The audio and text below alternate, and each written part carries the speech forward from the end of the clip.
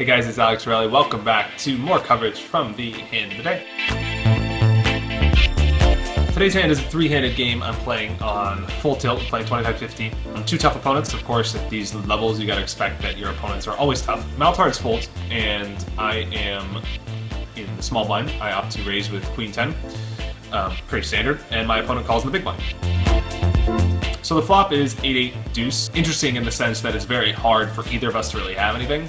I think that my hand is overall stronger than his, and I'm going to be betting a lot of ace highs here as well. But just all the possible hands I could have are just stronger than all the possible hands he could have, simply because he can't really have any strong pairs because he would have 3-bet with those. When you're in this situation, when your possible holdings are stronger than your opponent's, it's a very good time to bet, even if neither of you are likely to have anything. And I think that a lot of people get this situation confused because they're like, well, I don't really have anything, or I just didn't flop anything, I'm going to give up. But it's actually a really good time to bet, because if you check, you're in a really, really tough spot. If your opponent bets, you just have to concede the pot. And so I think that's just too weak of a play, especially shorthanded against tough opponents. You're just going to really get run over that way.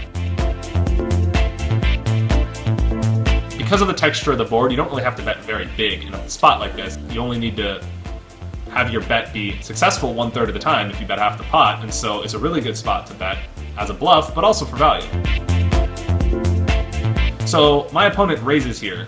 He gets a little tricky, and he makes it 400.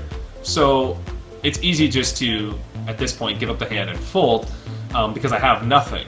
And I think that the times that people want to play back at their opponents, they opt to re-raise here again, and they want to make it 1,000 and re-raise, make a big re-raise and get their opponent to fold.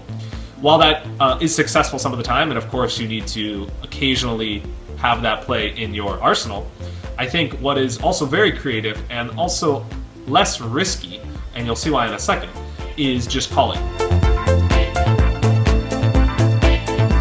If you re-raise here, you're risking an additional 850 plus whatever you're going to bet on the turn in the river, assuming your opponent calls. You're going to be in a spot out of position where you don't really know where you're at in the hand. He could have an 8 very easily. He could, be floating you. He could have ace high. He could have a pair. It's very hard to know where you're sort of at in the hand, and all the money you risk on subsequent streets is inflating the pot out of position. Whereas if you just call here, you're symbolizing more strength in a way, because by calling, you sort of have to have something, right? I mean, if you raise, you might be bluffing, but he had to have something, he called. That's sort of the going logic. And you're also only risking 250. My odds are excellent. I'm getting 3.4 to 1. I'm getting a great price on my bluff, even though I'm just calling. And what this allows me to do is, all the times that the turn goes check, check, I can now bet the river. So I could bet 500-600 on the river, and I'm risking 250 plus 600, I'm risking 850, but I'm risking that 850 in a much more confident spot, because I'm only risking that money the times that the turn goes check, check. And when the turn goes check, check, my hand looks a lot stronger than my opponent's hand, because if he had an 8, he would have bet the turn, and I could easily have an 8 or an overpair when I'm flat calling a raise on the flop. So now my hand becomes stronger than his hand, and I'm risking money in a spot where I'm much more confident on my bluff, and it only has to work one time, whereas when you raise on the flop, you have to, worry about the turn in the river. The turn comes of 3 of spades, and as I hoped, it goes check, check.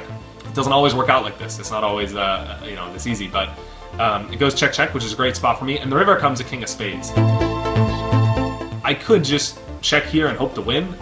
It is sort of possible that my hand is the best hand, because he might have something like 5-6. But I don't really want him to bluff the river, and I think that he's going to fold ace high here. So he might also have a 3, crazily. He might have a 3 or something like pocket 4s, where he might just want to get the showdown cheaply on the flop and not know what to do, and then he raises me, and then suddenly he can win on the river. So I decided to bluff here. My hand also looks really strong. It's kind of hard for me to be bluffing unless I'm on a complete float.